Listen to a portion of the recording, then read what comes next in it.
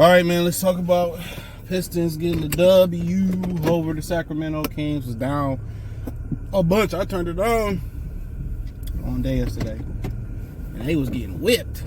You know what I'm saying? They was getting whooped on. And usually when you got teams that come back, they usually able to play loose.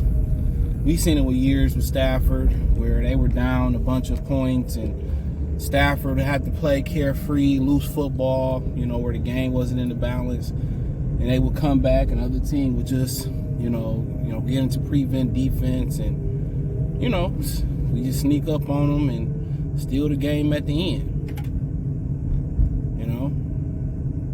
And, for the Pistons, it's been that third quarter or falling apart in the fourth quarter. And, people could talk about, shot taking. It's a make or miss league. We all know that. But it's just their turnovers. Having that elite ball handler in crunch time. That's what's losing them the games. And last night, it just seemed like they was running plays. Beasley caught fire. K made an important bucket down the stretch. He using his body, bagging down smaller defenders. Ivy had a really good layup. Instead of going up, trying to look all cute, he went up strong and finished with his left hand at the rack. And then he got the 4-point play, which, once you look at it live, like he jumped into De'Aaron Fox, but De'Aaron Fox kind of clipped him. You can see it if you slow it down and show the still picture. De'Aaron Fox clipped him. And he made the three. And, he's shooting around 38% from three. He's shooting around 38% from three-point land. So, when you see him shooting around 38% from three-point land, that was Troy Weaver's vision. Was that, somebody become a better shooter. Maybe Ivy, Ashore Thompson, Cade Cunningham. And Cade is finding high percentage shots, and that's fine. You see Shea Gilgeous-Alexander is bringing the mid-range game back, at a high level. Kevin Durant, Booker. And now you got one of the young guys, Shea Gilgeous-Alexander. Usually was more of the veteran guys like CP3, Book. But now you're seeing Cade Cunningham get in on the fun, and they're taking high percentage shots. And now you got a situation where now Ivy's really improved his jump shot. It looks very, very fluid and comfortable. So really, at the end of the day, Beasley is doing what Beasley's supposed to do. I mean, he's in the right spot. I think he'll be fools not to stay, and they'll be fools to move on from him. He's in the ideal spot, and everybody be thinking they ideal happiness is somewhere else. Like, where you performing the best at, that's where you should stay at. If you performing well and it feels right and it feels good, you trade that in for a couple extra $1 million or to go to another city because you think the city is more lit or better, you're a damn fool. And that's what happened with Ben Wallace. That's what happened with Ben Wallace. So, but nonetheless, that's the game. But, now they're understanding, like, look here. Stop all this shit, Ivy. Let's just go up hard to the rim. Cade, you know what? And I think one thing you got to credit to Monty Williams. Not a lot of credit is passed on to him. But I think he allowed Cade Cunningham, from Casey, was like, just take threes. That's what the coach out there in Boston tell him to do. I forget his name. That took over for Ime Udoka.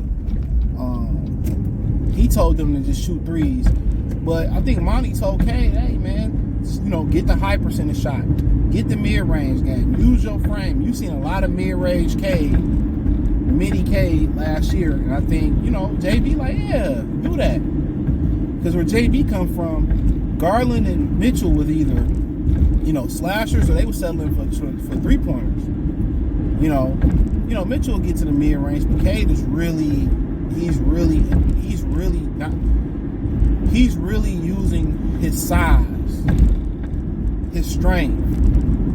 You know what I'm saying? He's really he's a matchup nightmare. Low key, Ivy's a matchup nightmare. And this would be funny if Tobias Harris can come to the table and start making some shots.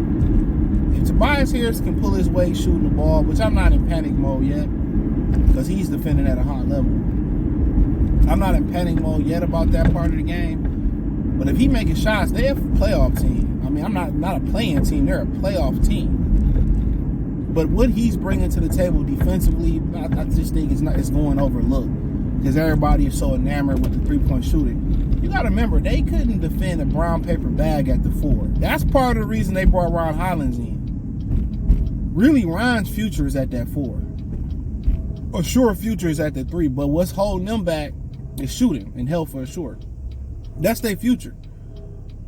Once they shoot the ball, Ron will be your 4. They're going to get him in the weight room a little bit more. He continue to grow. And the sure is going to be your 3. And what's so interesting about those two is they can defend at a very elite level already without all the encyclopedia worth of knowledge. You know, they can already defend at a very, very high level. So it's just shooting for them. They both can handle the basketball. They both can pass it. Just shooting.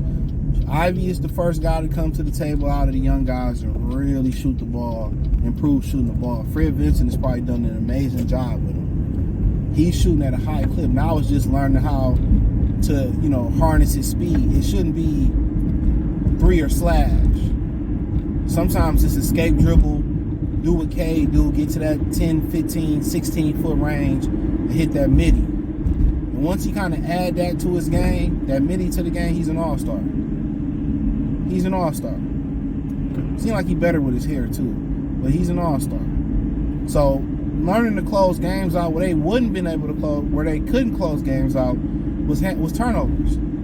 I don't know if it was fatigue, if it was mental lapses. That third and fourth quarter is where a lot of their games been lost due to turnovers from the ball handling. And I still think they should go out there and get a Brogdon, get a ball handler, a veteran ball handler for those times. That's why I feel like Chris Paul would have been very, very important for their success. He'd have been very, very important for their success.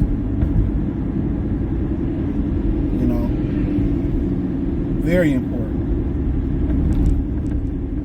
But that was a huge win. That was a tremendous win for them. And they know what it would feel like to win, and they learning where to win. It wasn't like last year was terrible. It was just like it was nothing sexy about them last year. You know what I'm saying? There was nothing really sexy about them. It was hard to watch. It was like just eating, non-flavored Greek yogurt. It's like you just eating sour cream. But this year, watching them play is like, it's a breath of fresh air. It's a breath of fresh air. Their win total from last year is the same as it is right now, 14 wins. They already got 14 wins in this December. Right there. Park spot here. So yeah, man. Shout out to them, man. Excited. It's always different when you see them. I can't. She straight took my parking spot. Y'all just don't understand. I don't want no more road rage. I can't stand people. I literally hate people. I'm like the dude from Zombieland. The average person, I fucking hate. Really, I do. People is just, I'd rather deal with animals. Y'all young people, it ain't that bad. When you get older, you'll see what I'm talking about. The way she just cut me off to get in that parking spot when somebody was backing off two parking spots over, like that really deserved for me to get in her face. If her husband was there, I would say something to her. I'm not arguing with no woman. People are just so ignorant, bro. Very ignorant. And she knows she was wrong. I'm telling y'all, it should be mutual combat and road rage. Look it up. But hey, thumbs up the video, share the video, subscribe to the channel. Check out the Trap Pistons playlist. Hit the link tree. You can find me everywhere. Peace.